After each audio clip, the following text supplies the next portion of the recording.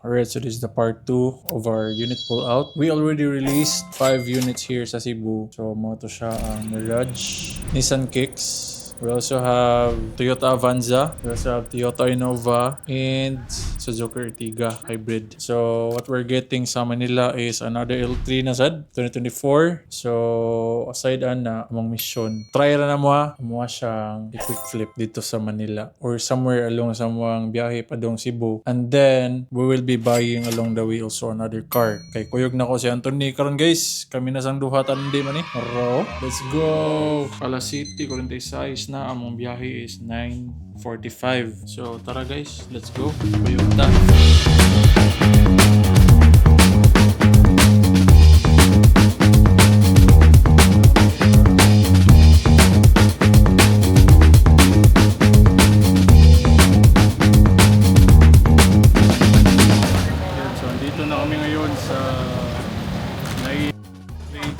Booking kami ng ng Grab. Kanina pa to walang nag-accept. So yun, pahirapan ng Grab. Nakalimang attempt na ako, walang ma-accept. So nag-try kami ng taxi.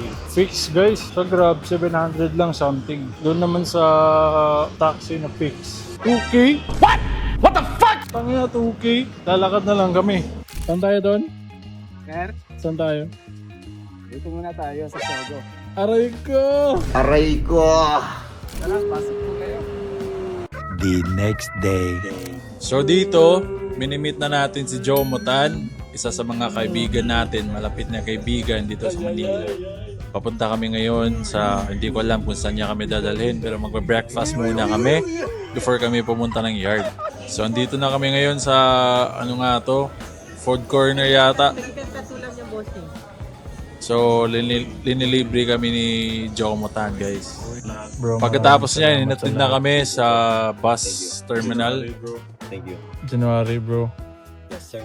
Yun o, tangina. Epic fail. So nasa kabilang yard pala, ang layo pa naman ito, Bulacan. Yung isa Marcelo. So lakad kami ngayon. Hirap pa naman ng dito, transpo. Walang Grab, walang tricycle, wala lahat.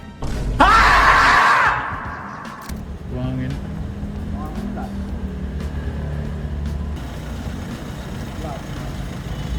So yun guys, pinavulcanize namin. Kasi halata naman may butas para safety. Malayo pa yung biyahe natin eh. Tapos si Kuya nagre-repel ng Freon. Medyo kulang sa Freon. Pero we'll still double check sa pagdating sa Cebu kung may leaking ba or something. So for now, we'll try to test it with top up ng Freon muna.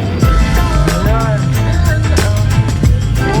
Yan, coffee muna guys kasi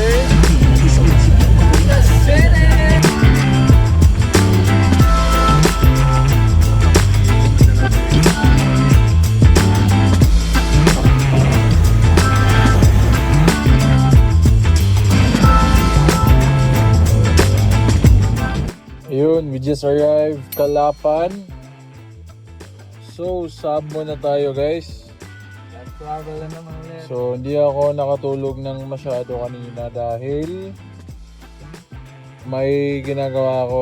Nag-upload ako dun sa website and sa page natin. So, updated na po yun yung mga units natin. Siguro, di ko na lang na-post yung Ertiga at saka itong L3. Yun na lang. So, stay tuned guys. Update.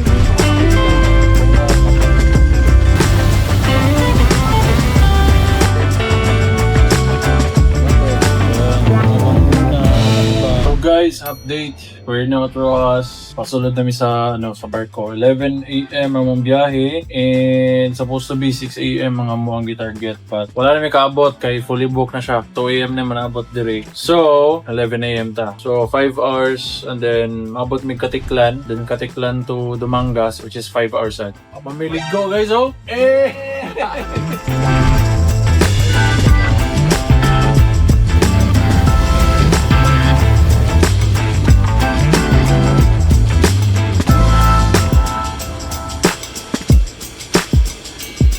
Napakita pa natin.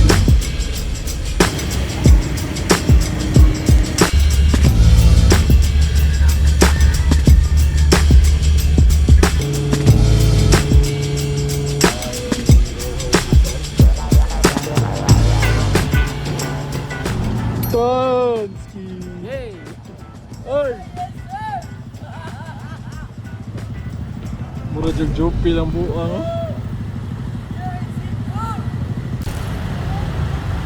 Bugnaw na. Yes sir, bugnaw kaya. Yes sir, yes sir. Saan mo? Uy. Kaya Yes, sir. Welcome back, Cebu.